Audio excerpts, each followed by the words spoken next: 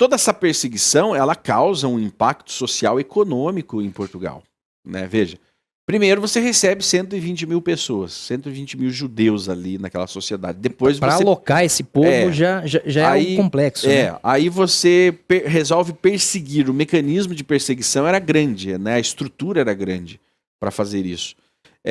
Aí esses judeus eles começam a perder os seus status. Veja, no começo da aula nós falávamos aqui que os judeus eles estavam dentro da corte, eles operavam, eram operadores financeiros, eram comerciantes, médicos, intelectuais proeminentes, e eles não perderam apenas suas propriedades, mas também o seu status social elevado. Eles estavam na corte, né? Muitos foram forçados a abandonar carreiras e posição de destaques, passando a ocupar um lugar marginalizado na sociedade portuguesa. Por quê? Eles faziam parte das grandes expedições, é óbvio que aqueles judeus que financiavam o rei, muitos continuaram. O rei blindou parte, né, dessa aristocracia, mas em termos gerais, sim, esses judeus foram rebaixados a cidadãos, a sub-humanos. Claro. Eles não eram mais humanos, eram sub-humanos e viviam às margens.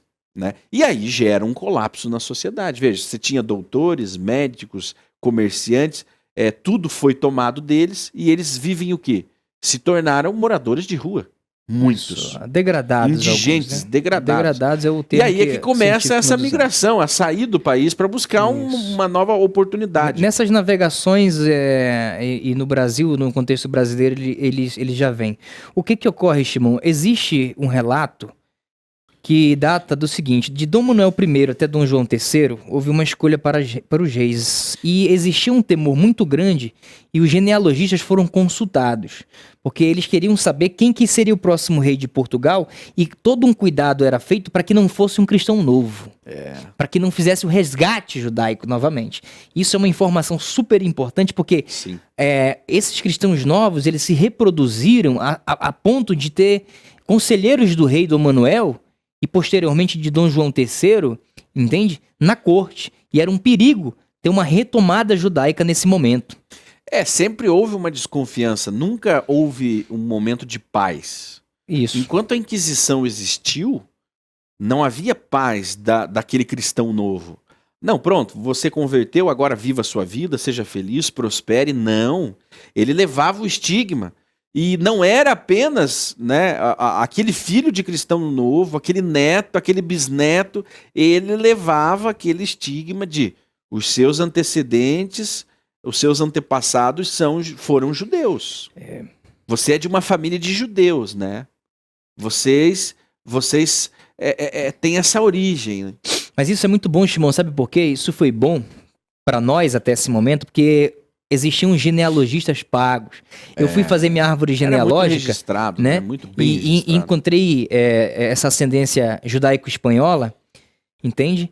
E vi ali, você vê documentos ali, entende? Impressionante. Vê documentos impressionantes escritos à mão, e você precisa realmente, porque é escrito no espanhol da época e português da época, e aí você precisa realmente de um genealogista que entenda, não um historiador só. Você precisa de um profissional específico de hoje. E eles relatam ali, cristão novo, cristão velho. Ah, esse casou com essa, esse não podia casar com essa, entendeu? Eles relatam ali. Para justamente inibir nesse momento, que era um momento de resguardo, era um momento social de ascendência católica. Era um momento de purificar a sociedade. Isso, na visão deles era um momento de purificar a sociedade. A sociedade tinha que ser católica. Através de uma nova cultura, extirpando outras culturas. É muito semelhante. Hitler se inspirou muito nos processos inquisitórios. Hitler se inspirou muito no método que a igreja utilizou para purificar a sociedade, né? Ele tinha, embora Hitler não era católico, já era um protestante, né?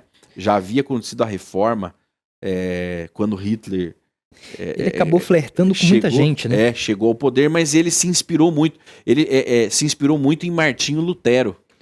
Sim, o Lutero escreve diversas teses contra os judeus. A verdade é que o Lutero, veja, os cristãos novos, esses judeus que fugiram de Portugal posteriormente, Shimon, e que buscaram guarida ali, no reino inglês, E no reino alemão, inicialmente, eles foram escorraçados. Você sabe por quê?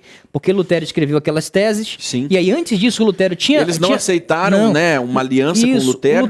O Lutero não... Eles não quiseram Lutero pegou e se virou contra eles e pronto. E escreve um monte de textos antissemitas, entendeu? Sim, Lutero chamando os judeus de ratos. Ele faz bem isso. Ele odiava. E com a perda de status, a face da sociedade, ela muda, né? Ela muda, porque o dinheiro mudou de mãos, né? O confisco sistemático de bens e a perseguição implacável da Inquisição desestabilizaram economicamente muitas comunidades de cristãos novos. O impacto foi especialmente severo em cidades e regiões onde esses grupos desempenhavam papéis importantes no comércio, na indústria e em outras atividades econômicas. Muda a face econômica da região. E existiam as regiões, como você falou, né, os guetos. Os guetos eram bairros judaicos, vilarejos de judeus. Chamavam de judiarias, eles chamavam. Exatamente. A desconfiança generalizada, constante ameaça de delação criaram um ambiente de medo constante nas comunidades de cristãos novos. Veja, já eram cristãos novos, já tinham se convertido, mas não se sentiam livres. Eles estavam presos. E esse clima de insegurança fragmentou a sociedade portuguesa, minando a confiança e as relações entre vizinhos, familiares e amigos. Era mais conveniente me batizar, ser um batizado em empéstimo, para continuar as minhas negociações, do que perder todo o meu patrimônio. Meu patrimônio, entendeu? Mas, embora houvesse, né, essa possibilidade de mas tentar ainda proteger, assim, isso. Ele era visto como um cidadão de segunda classe. Claro, sempre sobre alta desconfiança. Sobre alta desconfiança. Com desprezo. Pensa, você não pode mais confiar em ninguém. Você não pode mais ter amigos. Você O cristão velho já dizia, olha, eu não quero casar minha filha com um cristão novo. Não caso, não misturo. Porque eu não quero ter esse problema para minha família. Justamente. A discriminação, o ódio gratuito, né? Ele surge. E não, todo aquele clima que havia na Espanha de surgiu uma doença, é culpa do judeu. Surgiu o poço secou, é culpa do judeu. Fato. Né? Não chove, é culpa desses judeus, cristãos novos aí. Claro. Né? Inclusive tem uma série no Brasil, uma série brasileira. Eu não sei se é Chica da Silva também, mas A Muralha, tem uma outra que eu não me recordo, mas depois eu vou deixar aqui na descrição, que retrata justamente o comportamento desses cristãos novos. Sim. Né? Eles tinham que esconder a sua origem, esconder os seus costumes a todo custo, porque qualquer ato que colocasse em dúvida a sua conversão era motivo para repressão e ele era denunciado, né? Sim, era isso. A resistência à adaptabilidade dos cristãos novos, vamos falar sobre isso, né? Apesar das intensas pressões e das perseguições implacáveis da Inquisição, muitos cristãos novos encontraram maneiras de preservar a sua identidade e as práticas religiosas judaicas, principalmente nas primeiras gerações após a conversão forçada. Eles desenvolveram estratégias sofisticadas de resistência e adaptação, o que nós chamamos hoje de criptojudaísmo. Sim, o criptojudaísmo era algo real e não era uma coisa pequena, era uma coisa que acontecia em larga escala e muito ainda nesse período, né? Porque o indivíduo ele acabou de se batizar, às pressas, mas o coração dele ainda está ligado à religião antiga. Sim. Então ele tem que criar algum mecanismo para ele reunir a família, reunir as famílias, fazer um resgate cultural, né? É como aquela pessoa que está se afogando, mas tenta buscar ar em algum lugar.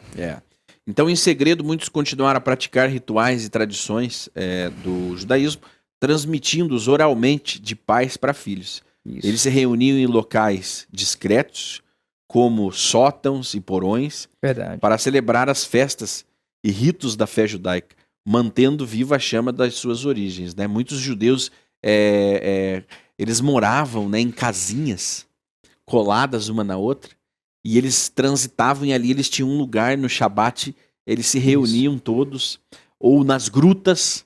Isso, nos você deve ter conhecido, você brasileiro, do interior, essa prática de fazer um santuário dentro de uma gruta. Sim, isso existe mesmo, né? Existe nos lugares, no interior da onde eu nasci, no interior do Paraná, existem as grutas e lá na gruta tinha uma santinha. Veja, os judeus, os cristãos novos, eles colocavam a santinha lá dentro, porque se alguém descobrisse, estava lá a santa. Sim. Mas no Shabat eles se reuniam lá para praticar a sua religiosidade escondida. Claro. Há um relato de um brasileiro, de uma inquisição que aconteceu aqui no Brasil, de um processo inquisitorial, que os vizinhos criou uma comoção, um motim, né? E ali foram até a casa de um certo judeu ali, no cristão novo, e abriram a casa, todo mundo entrou, tiraram a imagem da santa que tinha ali, um fundo falso havia onde tinha um Sefer Torá. Olha só. Entendeu? E ali, de lá, eles saíram, toda a família saiu arrastada para as ruas, né? E eram levadas às igrejas e denunciadas aos padres ali. Elas eram pegas em flagrante, né? Praticando o crime de judaísmo. O crime de ter outra religião que era o judaísmo, né, nesse momento. E essa aula continua, ok? Na próxima semana, aqui nesse canal, você acompanha a continuação desse tema que vai trazer muito mais informações e enriquecer o seu conhecimento sobre essa jornada dos judeus emergentes do Brasil que foram expulsos, que foram perseguidos pela Inquisição. E aqui você passa a conhecer mais sobre essa história. Continue com a gente.